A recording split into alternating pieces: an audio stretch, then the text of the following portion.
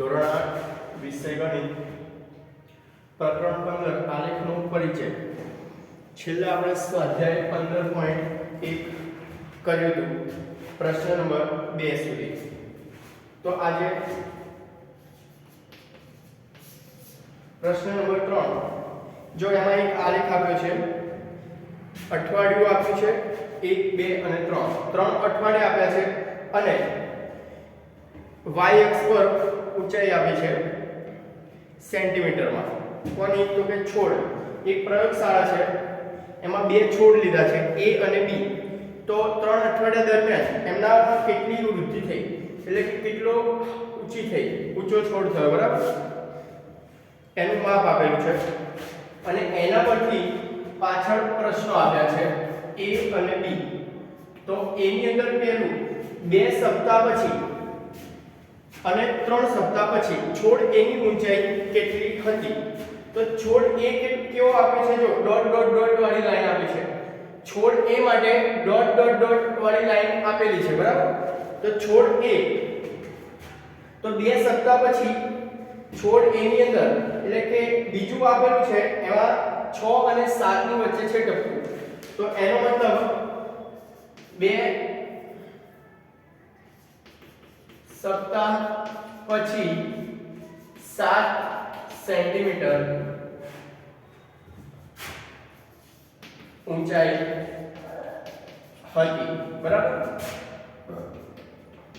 2 સપ્તાહ પછી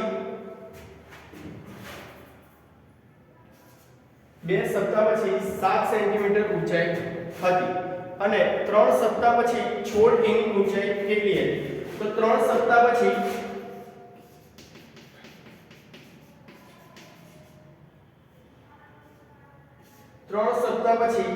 એટલે કે છોડ એની ઊંચાઈ તો કે 8 અને 9 ની વચ્ચે, એટલે કે 9 સેન્ટીમીટર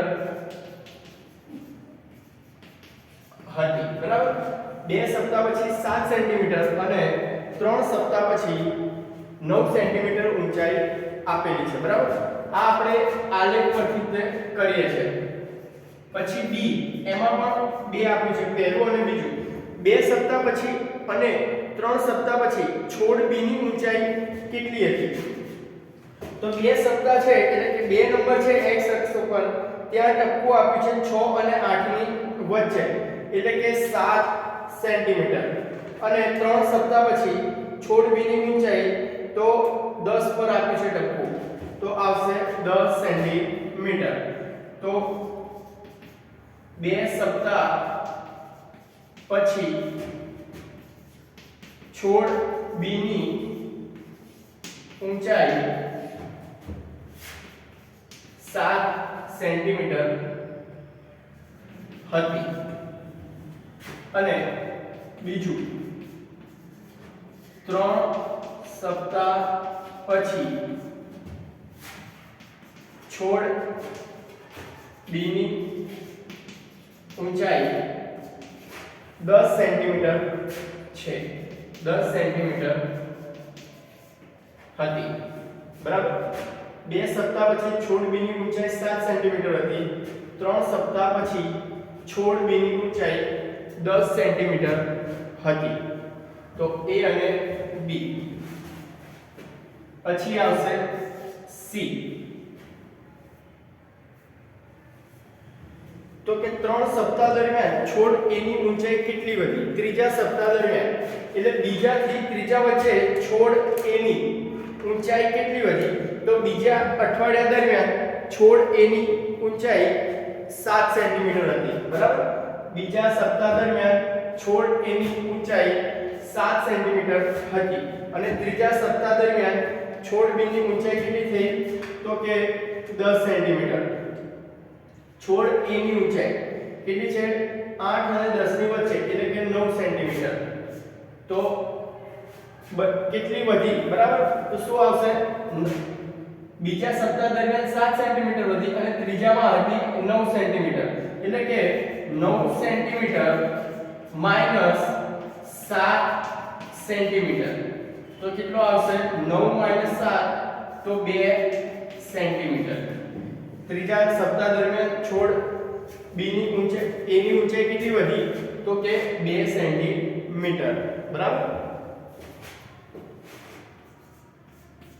પછી ડી બીજા સપ્તાહના અંતથી ત્રીજા સપ્તાહના અંત સુધીમાં છોડ બી ની ઊંચાઈ કેટલી વધી બરાબર. અહીંયા કીધું છે છોડ બી છે સી ની અંદર શું હતું તો કે છોડ એ ની વૃદ્ધિ હતી બરાબર કે છેલ્લા અઠવાડિયા દરમિયાન એટલે ત્રીજા અઠવાડિયા દરમિયાન. અને અહીંયા છે છોડ બી માટે છોડ બી ની અંદર બીજા સપ્તાહના અંતથી ત્રીજા સપ્તાહના અંત સુધીમાં. તો બીજા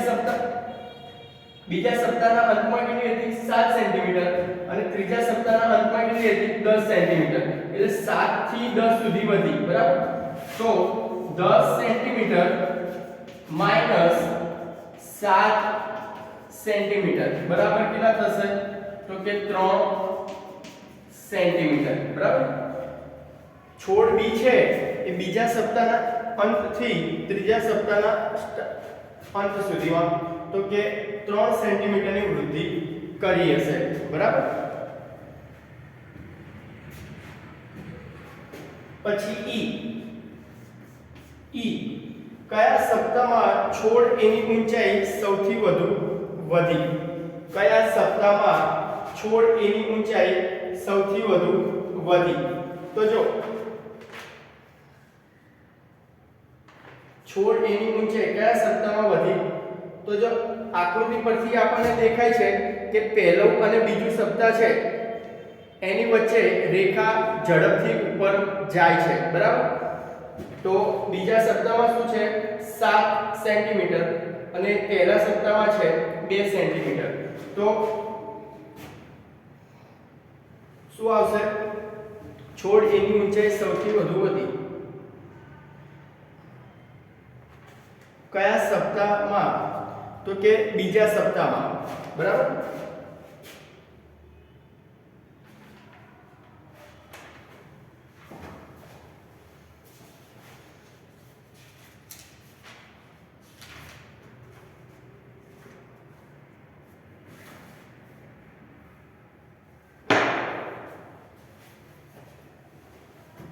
તો અહીંયા લખીશું બીજા સપ્તાહ દરમિયાન છોડ એની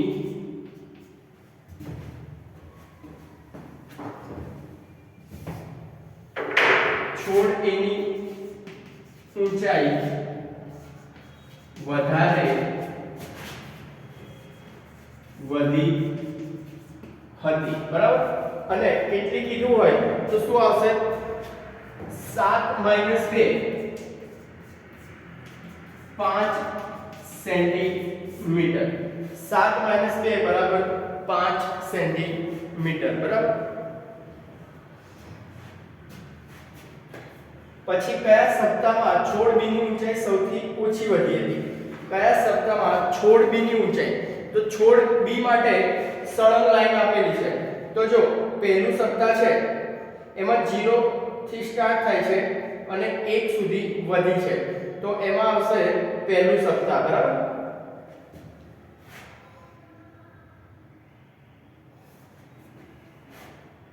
તો F ની અંદર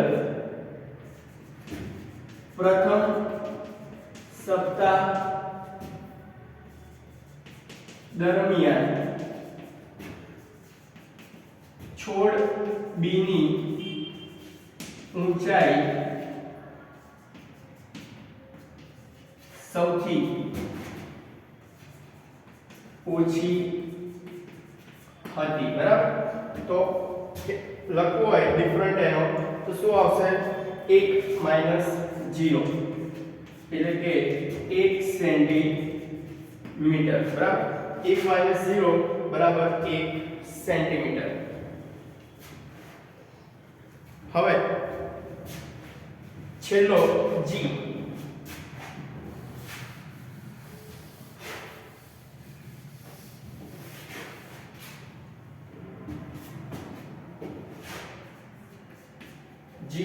શું કોઈ એક સપ્તાહમાં બંને છોડની ઊંચાઈ સરખી હતી સ્પષ્ટ કરો. તો જો કોઈ એક સપ્તાહ એટલે કે બીજો સપ્તાહ છે એમાં બંને છોડ ભેગા થાય છે, બરાબર, બંને છોડની લાઈન ભેગી થાય છે. તો બીજો સપ્તાહ છે ત્યારે બીજા સપ્તાહમાં છોડ A અને B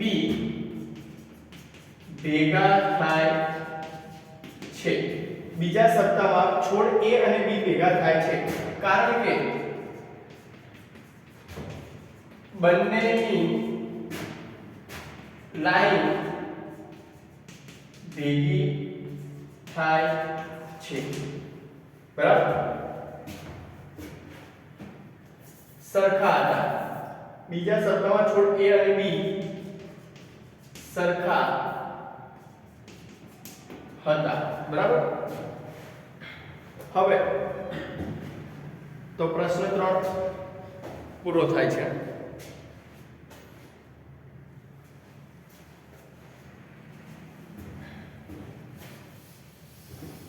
પછી પ્રશ્ન નંબર 4.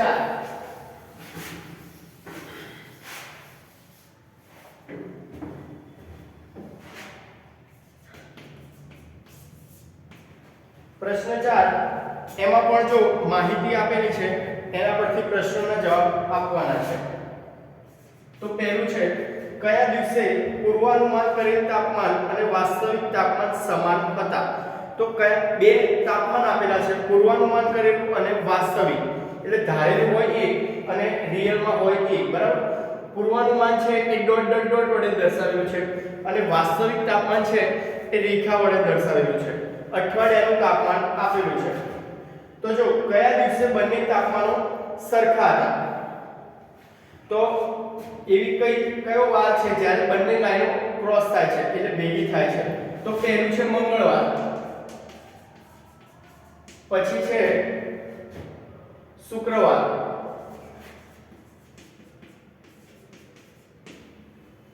અને પછી છે રવિવાર, બરાબર. એટલે કે મંગળવાર, શુક્રવાર અને રવિવારે તાપમાન કેવા છે? ભેગા છે, બંને મતલબ સરખા છે.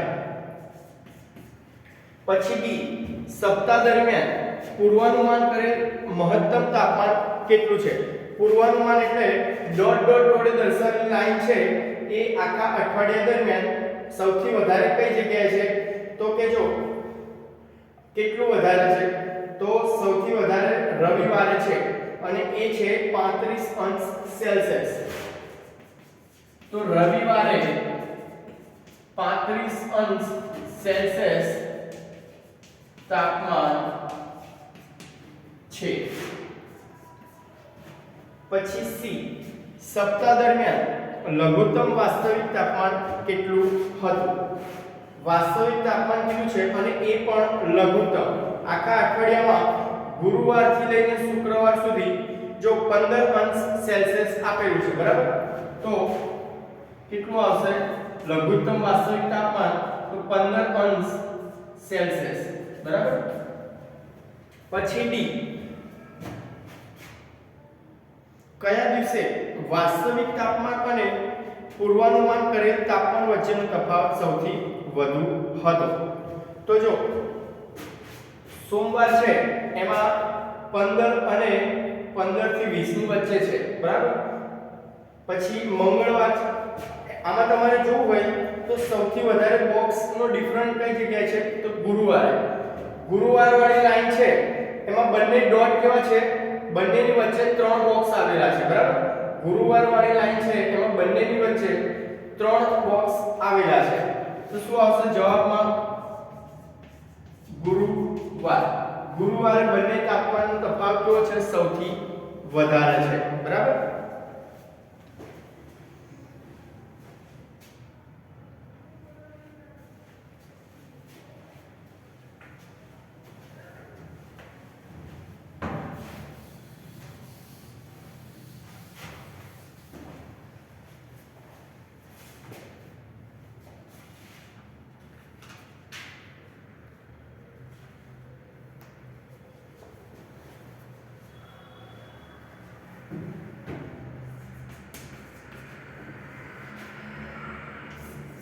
પ્રશ્ન નંબર 5, નીચેના કોષ્ટકના આધારે રૈખિક આલેખ દોરો.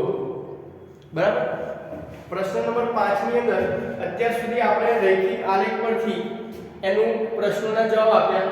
હવે આપણે રૈખિક આલેખ દોરવાનો કીધો છે. A અને B બે આલેખ દોરવાના છે. તો જો A ની અંદર વર્ષ આપ્યા છે અને દિવસ આપ્યા છે. તો 2003, 2004, 2005, 2006. તો દિવસ આપ્યા છે 8, 10, 5 અને 12.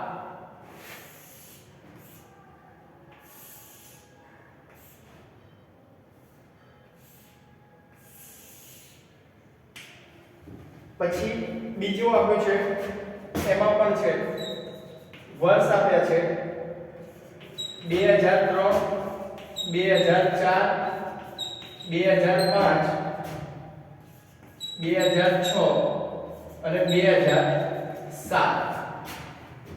પુરુષ આપ્યા છે અને સ્ત્રી આપી છે.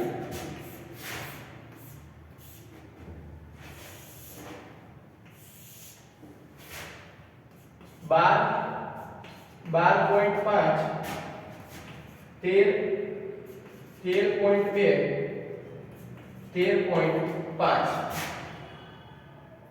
11.3, 11.9, 13, 13.6, 12.8. બરાબર. તો જો કોઈ વર્ષ આપ્યું છે અને દિવસોની સંખ્યા આપી છે, તો અહીંયા પહેલા તો y અક્ષ અને x અક્ષ. આડી છે x અક્ષ આવશે, ઊભી છે y અક્ષ આવશે. બરાબર. તો અહીંયા વર્ષ આપ્યા છે અને અહીંયા દિવસ આપ્યા છે. બરાબર. વર્ષ એટલે 2003,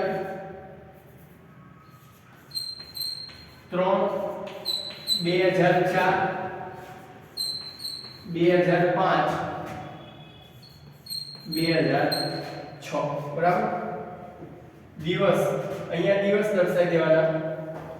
તો 2, 4, 6, 8, 10 અને 12. તો 2003 છે ત્યારે કેટલા દિવસ આપ્યા છે? 8. તો અહીંયા છે 8. તો પહેલો સ્તંભ છે આ રીતે દર્શાવે છે. હવે જો અહીંયા પ્રમાણ માપ લેવાનું. y અક્ષ પર તો તમે આલેખ પત્ર જોશો એમાં 1 સેન્ટીમીટર ના બોક્સ આપેલા હશે. બરાબર.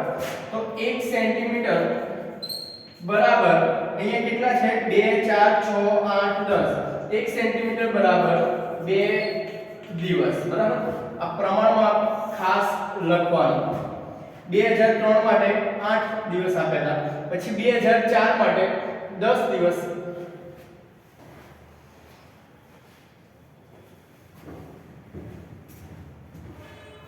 જો અહીંયા રૈખિક આલેખ દોરવાનો છે. બરાબર. આ થશે સ્તંભ આલેખ. એટલે રૈખિક આલેખ દોરવાનો છે આપણે. બાકી બધું સેમ આવશે. રૈખિક આલેખમાં રેખા દર્શાવવાની. તો 2003 હોય ત્યારે 8 પર આવશે.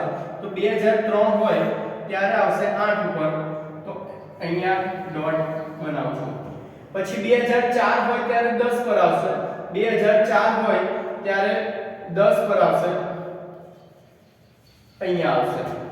2005 હોય ત્યારે 5 પર આવશે. તો 2005 છે ત્યારે 5 પર, એટલે 4 અને 6 ની વચ્ચે.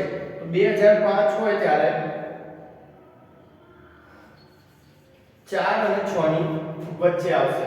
પછી 2006 હોય ત્યારે 2006 માં 12 વચ્ચે આવશે. 12 પર આવશે.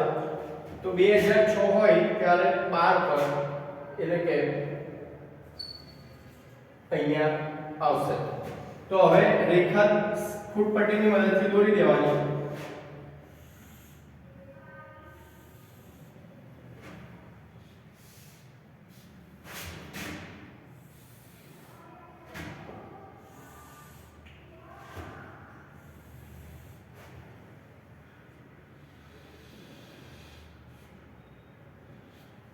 બરાબર.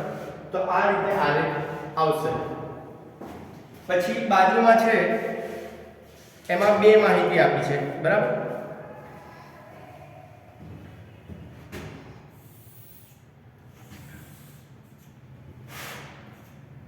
તો નીચે છે વર્ષ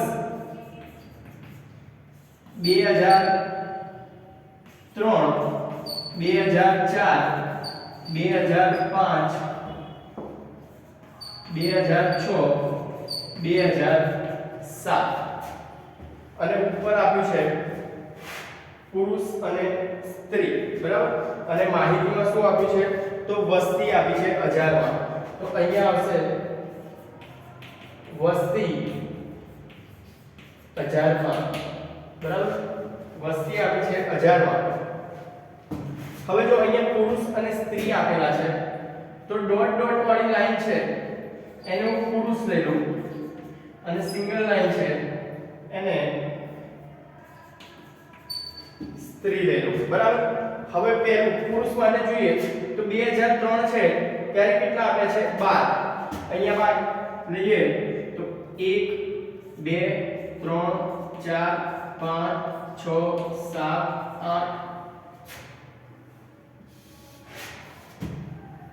8 1 2 3 4 5 6 7 8 9 10 11 12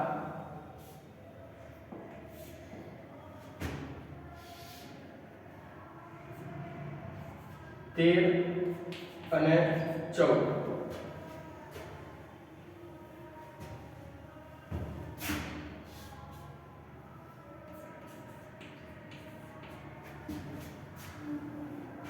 તો જો 2003 4 5 6 7 અને 1 થી 14.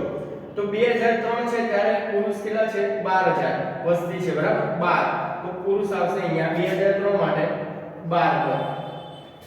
પછી 2004 માટે 12.5. 12.5 તો 12 અને 13 ની વચ્ચે 2004 થોડું ઉપર આવશે. પછી 2005 છે ત્યારે આવશે 13. તો 2005 છે ત્યારે આવશે 13. 2006 છે ત્યારે આવશે 13.2. તો 2006 છે ત્યારે 13.2. 2007 છે ત્યારે આવશે 13.5. એટલે આની પણ હજી ઉપર જશે. હવે પુરુષ માટે ડોટ ડોટ ડોટ લઈએ અને સિંગલ લાઈન સ્ત્રી માટે. તો 2003 માં કેટલી છે? 11.3. 2003 માં 11.3 એટલે થોડું ઉપર આવશે. એટલે આને ડોટ વડે દર્શાવી દઈએ.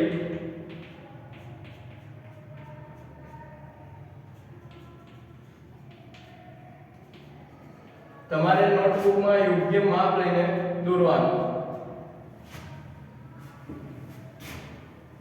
2004 માં છે 11.9. તો 2004 માં 11.9 એટલે કે અહીંયા આવશે. 2005 માં 13 આવશે. 2005 માં આવશે 13. તો બંને સેમ જ છે, બરાબર. પછી 13.6 2006 માં 13.6. તો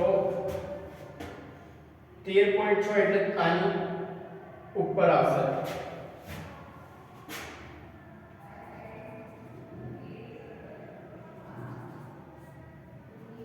અને 2007 માં 12.8 એટલે 12.8 તો આની નીચે આવશે, બરાબર.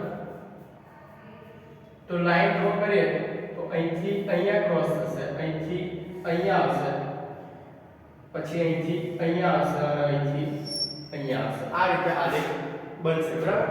તમે નોટબુકમાં વ્યવસ્થિત પેન્સિલથી દોરશો તો એકદમ કમ્પ્લીટ આવી જશે અહીંયા.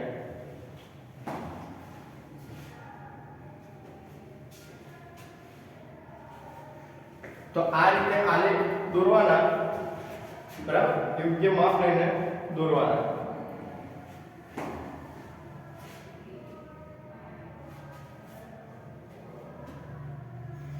પછી પ્રશ્ન નંબર 6.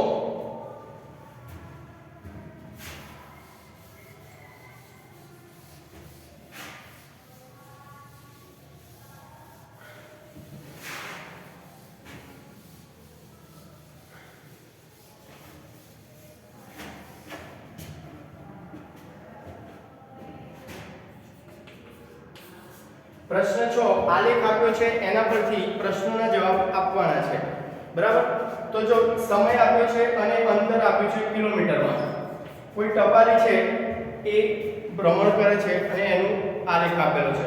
તો પહેલો પ્રશ્ન છે x અક્ષ પર સમય દર્શાવવા માટે શું પ્રમાણ માપ લેવામાં આવ્યું છે? તો જો x અક્ષ છે 8 9 10 11 12 સમય આપેલો છે ત્યારે બે સમય આપ્યા છે 8 થી 9 એની વચ્ચે 4 બોક્સ આપેલા છે. પછી 9 થી 10 છે એની વચ્ચે પણ 4 બોક્સ આપેલા છે. 10 થી 11 વચ્ચે પણ 4 બોક્સ આપેલા છે અને 11 થી 12 વચ્ચે પણ 4 બોક્સ આપેલા છે. એનો મતલબ x અક્ષ પર 4 એકમ બરાબર 1 કલાક. 4 એકમ બરાબર 1 કલાક. પછી બી તો કે ટપાલીએ આ મુસાફરી માટે કેટલો સમય લીધો? તો જો પહેલો છે 8 થી 9 9 થી 10 2 કલાક થયા. 2 કલાક. પછી 10 થી 10:30 વચ્ચે એને બ્રેક લીધો છે. જો તમારે અંતરવાળી લાઈન છે એ પ્લેન બતાવે છે, એકદમ સીધી રેખા બતાવે છે, એનો મતલબ શું? એને આરામ કર્યો છે. બરાબર. પછી 10:30 થી 11 અને 11 થી 11:30 એટલે બીજો 1 કલાક. તો ટોટલ કેટલા થયા? 2 અને 1 એટલે 3 કલાક. 3 કલાક એને ટાઈમ લીધો છે. બરાબર. પછી સી શું ટપાલી તેના માર્ગમાં ક્યાંય થોભ્યો હતો? વિગતે સમજાવો. તો જો આપણે કીધું અહીંયા લાઈન આપેલી છે આ રીતે 10 થી 10:30 વચ્ચે, તો એનો મતલબ 10 થી 10:30 વચ્ચે ટપાલી થોભ્યો હતો. બરાબર. કારણ કે 10 થી 10:30 વચ્ચે નો આલેખ 10 થી 10:30 વચ્ચેના આલેખ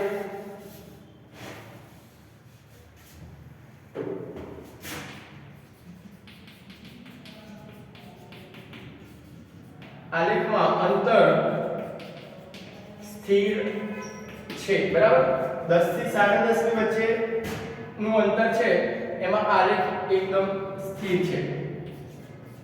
પછી ડી શું ટપાલી તેના માર્ગમાં ક્યાં તો જો આ ડી છે, આ ડી છે અને સી વચ્ચે રહી ગયો. નગરથી વેપારીનું સ્થળ કેટલું દૂર છે? તો જો સ્ટાર્ટિંગ એને કર્યું 0 કિલોમીટર થી, પછી 2 4 6 8 10 12 14 16 18 20 અને છેલ્લું ટપકું છે એ 22 પર છે. એનો મતલબ કેટલું અંતર છે? 22 કિલોમીટર. બરાબર. અંતર કેટલું છે? કુલ 22 કિલોમીટર અંતર એને કાપ્યું છે. પછી ઈ કયા સમયગાળામાં તેણે સૌથી ઝડપી સવારી કરી? તો જો આલેખ આપ્યો છે એમાં સ્ટાર્ટિંગમાં તે એટલે 8 થી 9 વચ્ચે જે લાઈન છે એ એકદમ સ્ટ્રેટ લાઈનની જેમ વધે છે. તો 8 થી 9 ના સમય દરમિયાન ઝડપથી સવારી કરી. 8 થી 9 ના સમય દરમિયાન ઝડપથી સવારી કરી. બરાબર.